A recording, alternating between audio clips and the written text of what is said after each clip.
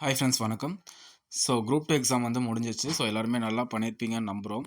So exam question paper வந்து பார்த்தீங்கன்னா, ஒரு மாரி டஃப்பாக தான் வந்து கேட்டிருக்காங்க. ஸோ ஜிஎஸ் வந்து ரொம்ப டஃப்பாக இருக்குது. தமிழுமே வந்து பார்த்தீங்கன்னா, ரொம்ப டைரக்ட் கொஸ்டின்லாம் வந்து கேட்கல.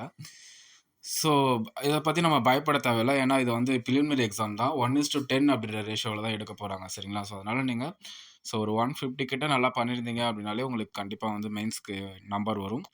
ஓகே. நம்ம வந்து தமிழ் கொஸ்டின் பேப்பருக்கான ஆன்சர் கீய வந்து பார்ட் பை பார்ட்டா வந்து பார்க்கலாம். ஸோ இந்த வீடியோல கொஸ்டின் நம்பர் 118 பொறுத்துக கேட்டிருக்காங்க. ஸோ அதுல வந்து முல்லைப்பாட்டு, பட்டினப்பாலை, நாலடியார், வெற்றி வேட்கை. ஸோ இதுக்கு வந்து ஆன்சர் வந்து பார்த்தீங்க அப்படின்னா ஆப்ஷன் பி. முல்லைப்பாட்டு அப்படின்னா அதுக்கான ஆன்சர் வந்து நெஞ்சாற்றுப்படை. பட்டினப்பாலைக்கு வஞ்சி நெடும் பாட்டு. நாலடியார் அப்படின்னா வேளாண் வேதம். வெற்றி வேட்கை அப்படின்னா நருந்தொகை. So question number 119. ஸோ இதுவுமே வந்து பார்த்தீங்கன்னா பொறுத்துக. தமிழ் தூதர் பாலவராயன் பன்மொழி புலவர் சொல்லின் செல்வர். ஸோ யாருன்னு வந்து கேட்டிருக்காங்க. சொல்லின் செல்வர் அப்படின்றது வந்து ராபி சேதுப்பிள்ளை, அது நமக்கு தெரியும். தமிழ் தூதர் வந்து பார்த்தீங்கன்னா தனிநாயகம் அடிகள். ஸோ ஆப்ஷன் ஏ அப்படின்றது தான் வந்து கரெக்டு. ஸோ பன்மொழி புலவர் வந்து பார்த்தீங்கன்னா அப்பாத்துரையார். பாலறிவாயன் வந்து திருஞான சம்பந்தர். Question number 120. ஐம்பெருங்காப்பியம் என்னும் சொற்றொடரை தம் உரையில் குறிப்பிட்டவர் மயிலைநாதர். 121.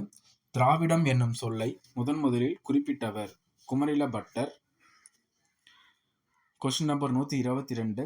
நாயக்கர் கால சிற்ப கலைக்கு எடுத்துக்காட்டாக திகழ்வது ஆப்ஷன் பி ராமேஸ்வரம் பெருங்கோயில். ஸோ இது வந்து பார்த்தீங்கன்னா நம்ம ஸ்டூடெண்ட் ஒருத்தவங்க குறித்து அமிச்சது. ஸோ இதில் ஏதாச்சும் கரெக்ஷன் இருக்குது அப்படின்னா நீங்கள் வந்து கீழே கமெண்ட் பண்ணுங்கள். ஸோ அந்த கமெண்ட் வந்து நம்ம பின் பண்ணுறோம். Question number 123. வேத துந்துபி என்ற ஆட்டத்திற்குரிய இசைக்கருவி தேவராட்டம். Question number 124. புனலடை மூழ்கி பொலிவிடை உலவி. ஸோ இந்த பாடல் வந்து யார் தம்பிக்கு கடிதம் எழுதியது யாருன்னு வந்து கேட்டிருக்காங்க. ஸோ ஆன்சர் வந்து அறிஞர் அண்ணா. Question number 104. மாணாக்கர்களே உங்களுக்கு சீருடை இல்லையோ என்ன வகை வினா அப்படின்றது வந்து கேட்டிருக்காங்க. ஸோ அதுக்கான ஆன்சர் வந்து பார்த்தீங்கன்னா கொடை வினா வரதுக்கான சான்சஸ் வந்து அதிகமாக இருக்குது. ஸோ அதுக்கான ஆப்ஷன் வந்து என்ன அப்படின்றது தெரிஞ்சது அப்படின்னா நீங்கள் கீழே கமெண்ட் பண்ணுங்கள். Question number 105. விடைக்கேற்ற வினாவினை தேர்ந்தெடுத்து எழுதுக. பரிவாதினி என்னும் வீணை பல்லவ மன்னன் மகேந்திரவர்மன் காலத்தில் இருந்ததாக கூறப்படுகிறது. பல்லவ மன்னன் மகேந்திரவர்மன் காலத்தில் இருந்ததாக கூறப்படும் வீணை எது? ஸோ அப்படின்றது தான் இதுக்கான ஆன்சர். Question number 106. பின்வரும் சொல்லின் இலக்கண குறிப்பு உணர்த்தினென். ஸோ இதுக்கான ஆன்சர் தன்மை ஒருமை வினைமுற்று. Question number 110. வேர்ச்சொல் கண்டறிக.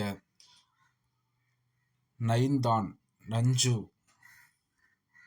Question number 111. படி என்னும் வேர்ச்சொல்லின் தன்மை ஒருமை எதிர்காலம் வினைமுற்றை எழுதுக. படிப்பேன். Question number 112. சரியான பொருள் தரும் ஓரெழுத்து ஒரு மொழியை தேர்க. ஸோ இதுக்கான ஆன்சர் ஆப்ஷன் பி மீ அப்படின்றதுக்கு வான் என்பது பொருள்.